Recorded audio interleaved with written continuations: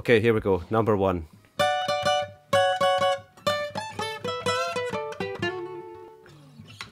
Jingle Bell Rock. Yay!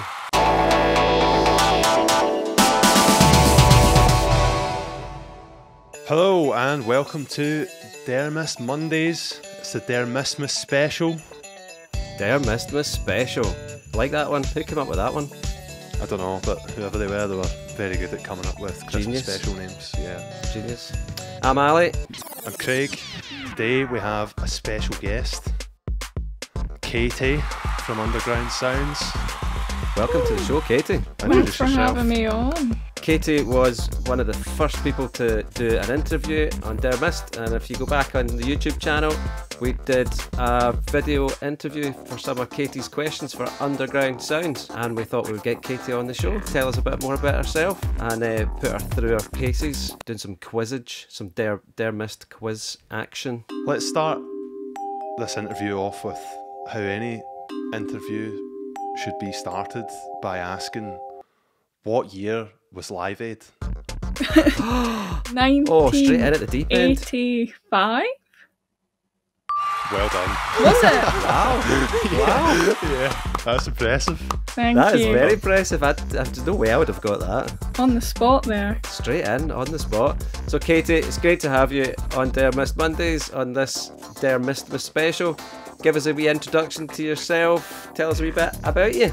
So I'm Katie. I do Underground Sounds Edinburgh, which kind of started as like a college project and it's kind of snowballed into various other projects through the years. I also do Wee Records Edinburgh, which is my record label. I've recently started doing Classy Lassie PR with Lou.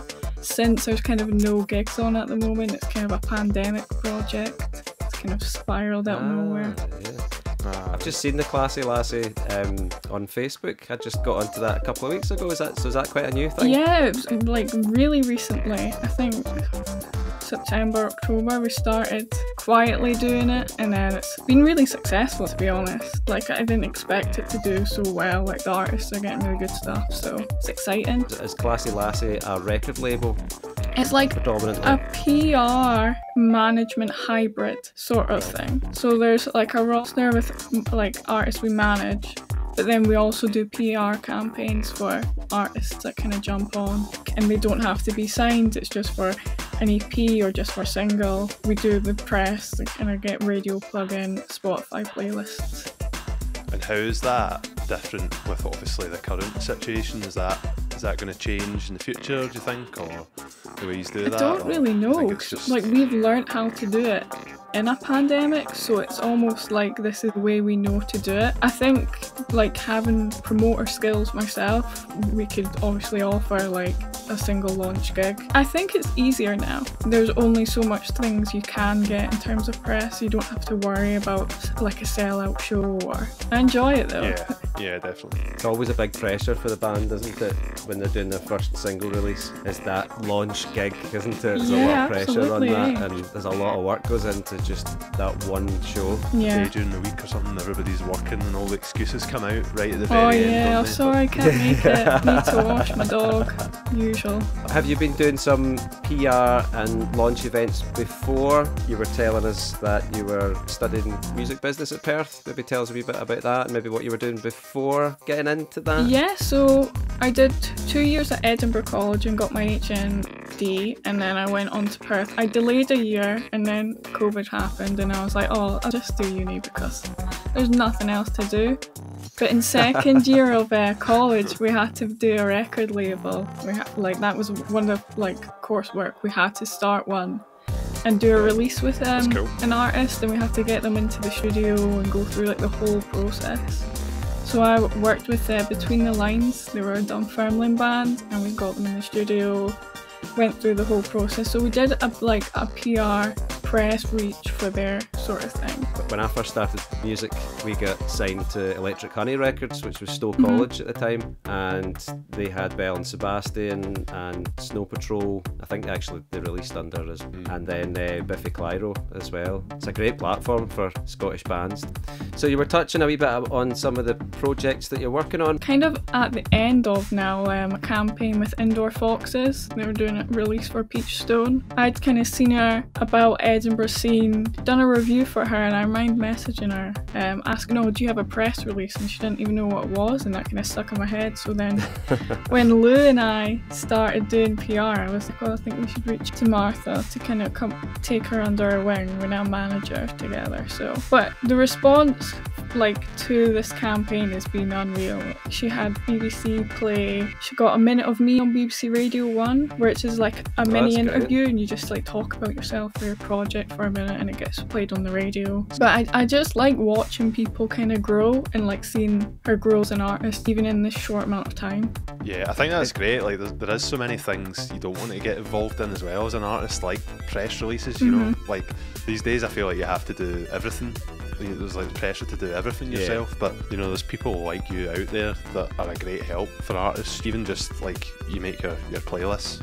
If you want to speak about that as well. Yeah, I just launched that. That literally came out of being so busy at uni and like work, and then doing other projects that I wasn't doing as many reviews, but I felt bad because I do like the artists and I do really like their music. So I found it like a new way kind of to promote their music still. And the first 5 songs are my picks, and the second 5 are the artist or whoever collabs with me. I just think Speaking of which, we're probably due a wee random Der Mistmas quiz. Yeah, I was actually about to ask if you knew which AC/DC album was the first to feature Brian Johnson. This is hard. You're not Brian like Johnson. I could see you looking up Google there, Katie. Like Google's looking at off your limits. laptop. Absolutely this can't is- be googling this. Just like Live Aid. I'll give you a hint, right? There was 2 singers in AC/DC. One was Scottish, I remember. and he died remember this. very young. The other one wears a bonnet. That's all I'm giving you. This is also really bad because I remember when I was younger there was like a AC/DC thing at Kelvin Grove, and my dad took me, and I went to like a proper expedition about them and everything. 10, 9, I give 8, up. 7. I give up already. Go on, Craig, put us out of misery. Okay. Back in black. I hit the Oh sack. no. That's shameful. Yeah. That is shameful. They just released a new album this year Is as it well, out now? and we were just Yeah, talking it's about brilliant. that. If you could make one change to the Scottish music industry, what would it be? Probably have more women in it. It's quite a lonely life being a girl in the Scottish industry at the moment. But then when you do find other girls, it's kind of like a wee niche that we have. Like, we all know each other. But yeah, I would like to see that, probably less of like the old dads. That doesn't bode well for us. Yeah, it doesn't. Yeah. I stay next to the Glad Cafe, and they had an event. I think it was in the summer, and it was for women in the music industry. Yeah. And I wanted to go for dinner, and I couldn't even go for dinner because it was booked out. So there must be people interested in it. Yeah, no, there definitely is. There's quite a lot of girl that was on my college course, like Queens of Noise, and that's like a women in music conference. Yes, Yeah. It's something I do at my work at Erskine Arts, trying to encourage more young people in general, but there's a real emphasis on encouraging young women into the music industry. There's some cracking female definitely. artists out at the moment that are doing really, really well. I don't who- think there's a lack necessarily of like female artists at all. I think like they just kind of need to be pushed up a bit more. You don't tend to see a lot of female sound No. engineers or riggers or Promoters, roadies stuff or like that managers as or well. promoters. Yeah. Bands you have an eye on. Is there any new releases you'd like to share with the world? Yeah, so I love Walt Disco at the moment. Like, Oh, I yeah. love them so much. You need to check that out. Oh, it's really, really good. I think they're like a wee bit different than kind of other things that are going on at the moment, which is nice. I only just got into them last year. Yeah, they're a really good Scottish bands. Yeah. Really into them. Anyone else? Well, I've been working with a band Ever Now, who are they're from East Lothian, and they've not really had that much about them at the moment, but I feel like they're kind of coming into themselves and it's exciting. They've just had a release single called Our Honey. The Riot Vans, they've been really good this year. Kind of punk, sort of Perth punk scene. They've had a release this Perth week. punk. Yeah, that's a scene, isn't it? It genuinely is. I feel like most of the bands that are coming out of Perth right now are doing punk. I'd be mad if I came from Perth. Yeah, exactly. Out with Scotland, it could be in Scotland. What's one of your favourite artists of all time? Outing myself is absolute trash, but My Chemical Romance are my favourite artists of all time. Is this it's a guilty pleasure, this, isn't it?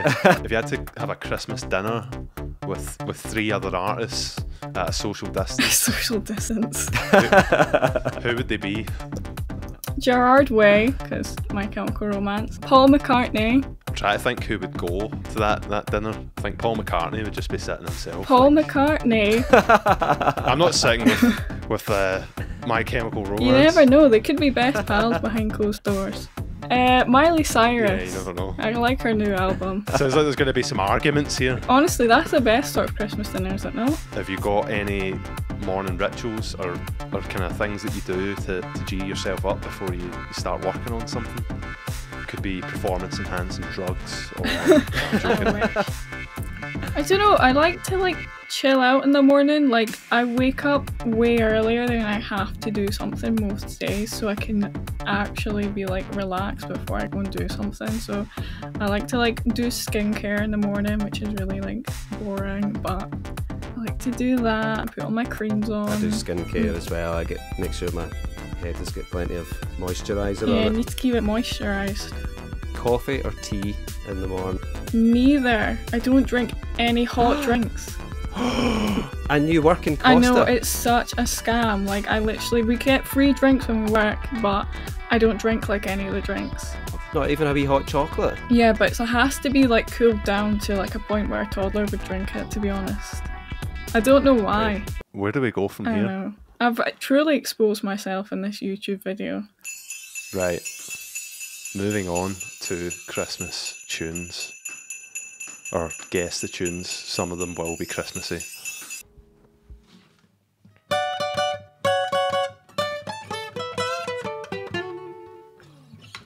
Jingle Bell Rock. Yay! Artist. I don't know who did the original.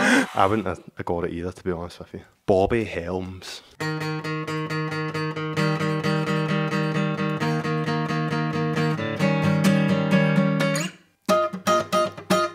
Bum, bum, bum, bum, Is it a Christmas song? No. Yeah, let's dance. Yes! I was going to say, this isn't a Christmas song. Right, next one.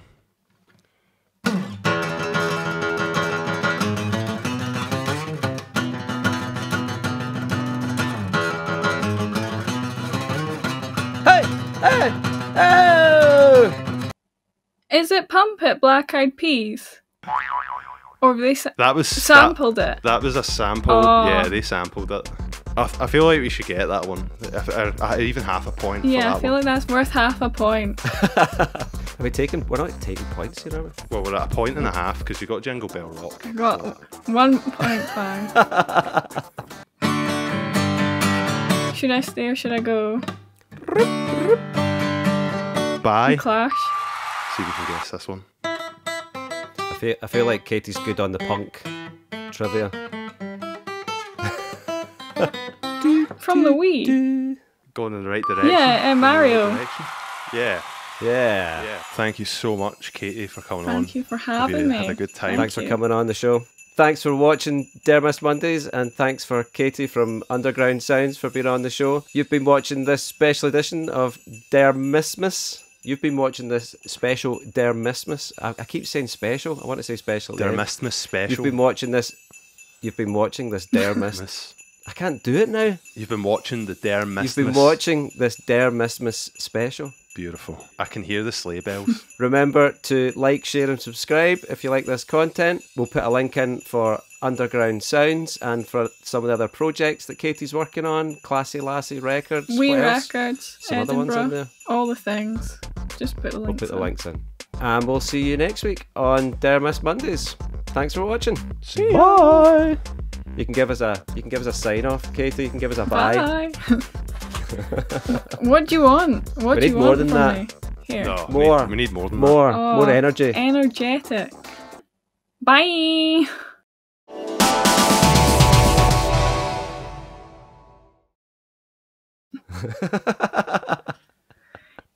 Bye. Bye.